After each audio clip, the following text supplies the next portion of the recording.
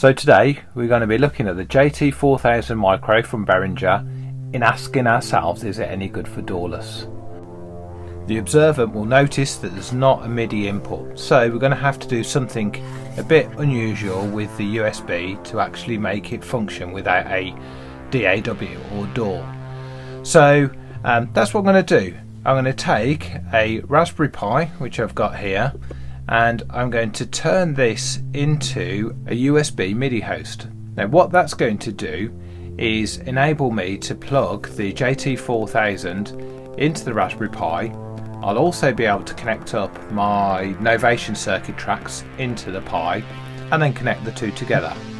And so I'm doing this because the last video I published, which is on the JT-4000, I had lots of comments about the lack of MIDI in and how people think that it's a bit of a useless device as a consequence.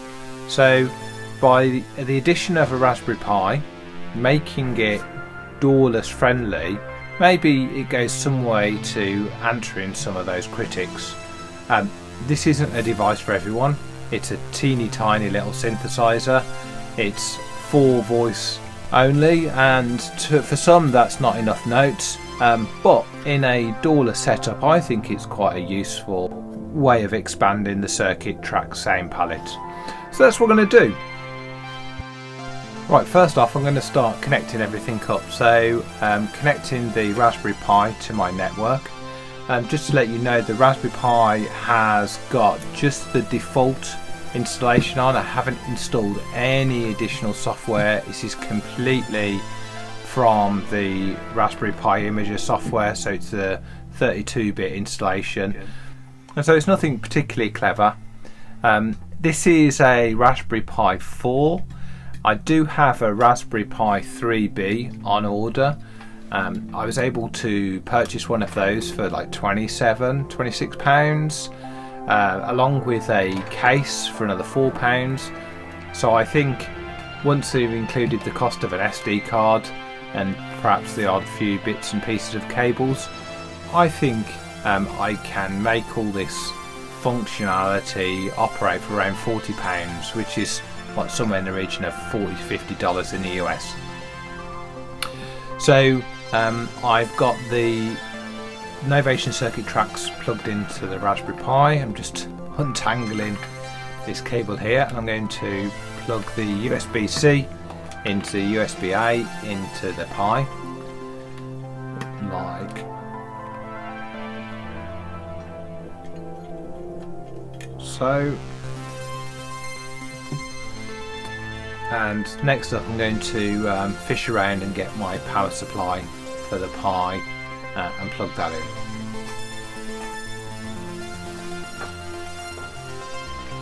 So the Raspberry Pi, once you plug in the power, there's no on-off switch, it just starts powering up. And what we'll see here, if you look closely, the little light there is flashing. That's demonstrating that the Pi is on. So the Pi will power up the JT-4000 and it will charge the Novation circuit tracks, so only one power supply is needed. Right, so what I'm going to do now is get onto my computer and then SSH over onto the Pi. So the Raspberry Pi has been named MIDI.local, so I'm going to SSH. My username is Pi, so SSH Pi at MIDI.local, which is going to ask me for my password, which I set up as part of the installation. And now what I'm going to do is check that ALSA Mixer is functioning. So this is the software that's going to enable me to make the connections between the software.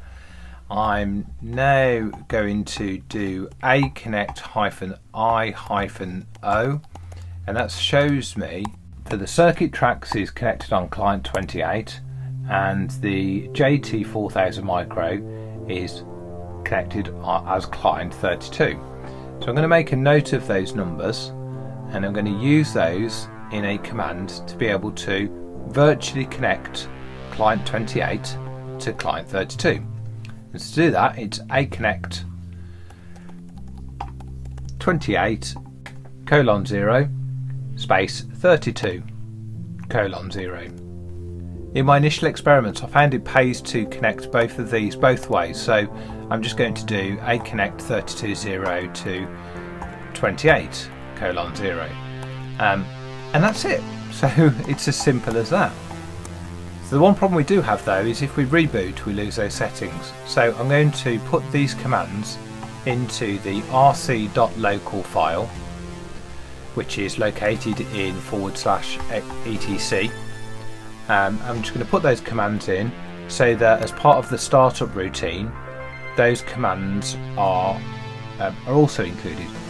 So that means that as long as I've got the Novation circuit tracks plugged into the right port and the JT-4000 plugged into the same port, then this is going to function every time.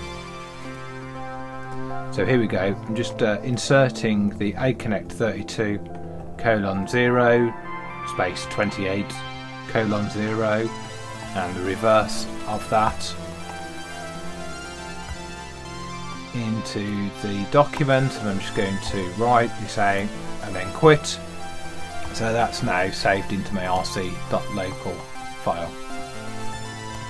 I'm going to reboot, and now just to prove that's taken I will go and try and do an AConnect for one of the settings, and there you go, it shows that the connection has already been subscribed. So now back over at the desktop I connect my JT-4000 into the input one of the circuit tracks.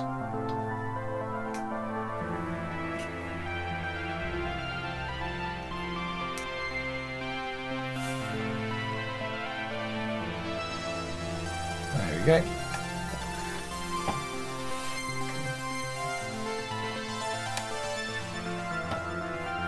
And I'll just give it a quick check, tidy up the cable. So I can now actually hear the audio coming through the circuit tracks, and I've moved over to the MIDI 1 channel so that I can play the JT-4000 from my circuit tracks keyboard, all being made possible by the Raspberry Pi. So in my opinion that addresses one of the main criticisms of the JT-4000, i.e. it's not got a dedicated MIDI in. In some of my other experiments I've also connected up a Korg NTS1 alongside the JT-4000, and that works just equally as well. So there are applications beyond just connecting up a JT-4000, so I'll probably have a go at connecting the Arturia microfeed when I get a chance. So in conclusion, can the JT-4000 operate in a DAWLESS environment? Then yes it can with the help with a Raspberry Pi, and hopefully this has proven that point. If you found this video useful, then please have a look at this content over here. Thanks.